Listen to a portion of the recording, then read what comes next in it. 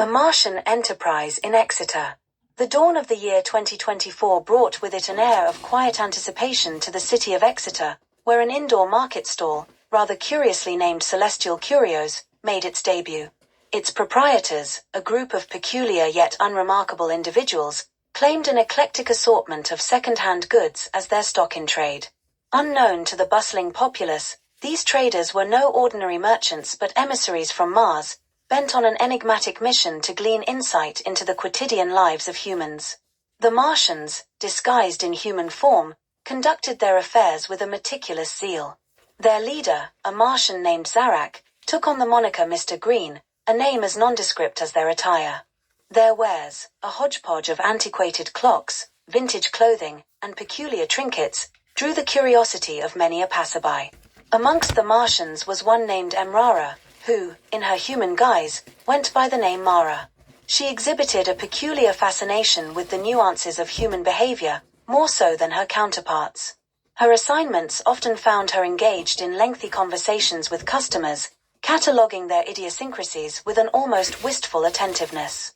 It was during one such interaction that Mara encountered David Thompson, a young journalist with a penchant for the esoteric. David, intrigued by the enigmatic nature of the stall and its curiously knowledgeable proprietress, found himself drawn to Mara's quiet charm. Their conversations, initially innocuous, burgeoned into something more profound, a connection that transcended the mere gathering of intelligence. Mara, against the doctrines of Martian detachment, found herself reciprocating David's affections. Her clinical observations of human emotions gave way to genuine feelings, and she became entangled in the web of human sentiment. The intensity of her emotions, a phenomenon unheard of amongst her kind, propelled her towards a decision both reckless and exhilarating. One moonlit night, under the pretext of acquiring rare artifacts, Mara and David absconded from Exeter, their destination the famed elopement haven of Gretna Green.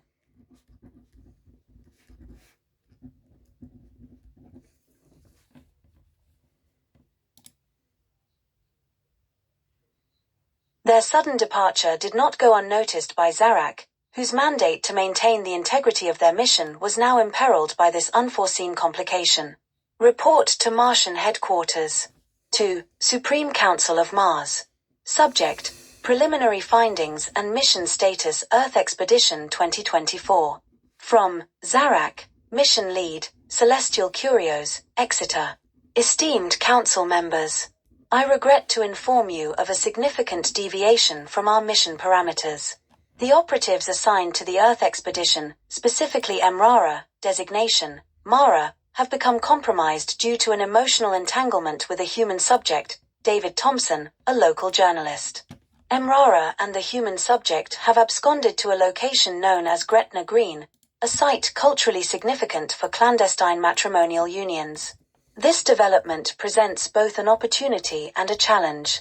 The bond formed between Emrara and the human has yielded unprecedented insights into the emotional constructs of human relationships, surpassing the data acquired through standard observational techniques. Findings indicate that human emotional experiences, particularly those of affection and attachment, may significantly influence behavior and decision-making processes. This could have profound implications for our understanding of human society and potential future interactions. However, the breach in protocol necessitates immediate rectification. Efforts are underway to locate and retrieve Emrara without compromising our presence on Earth. The continuation of our mission depends on restoring operational integrity and preventing further deviations. Further recommendations will follow upon the successful resolution of this situation. Respectfully, Zarak. Mission Lead, Celestial Curios, Exeter. Thus concluded Zarak's missive, an account that underscored the unpredictable nature of their endeavor. The Martians, in their quest to unravel the mysteries of human existence, had stumbled upon a truth as old as time itself, that love, in its myriad forms, defies logic and transcends the boundaries of worlds. Following the unforeseen elopement of Mara and David to Gretna Green, the Martian mission in Exeter faced a period of upheaval. However, the operatives, led by Zarak, soon found an unexpected avenue for both profit and deeper understanding of human culture: progressive rock music. The accidental discovery occurred when Zarak, while rummaging through a collection of seemingly obsolete items in the stall, stumbled upon a stack of vinyl records. Intrigued by the intricate and otherworldly album covers, he decided to investigate further. The records bore names like Pink Floyd, Yes, and King Crimson. As the Martians played these records on an old turntable, they were mesmerized by the complex compositions and philosophical lyrics. Progressive rock, with its fusion of experimental sounds and countercultural themes, resonated deeply with the Martians.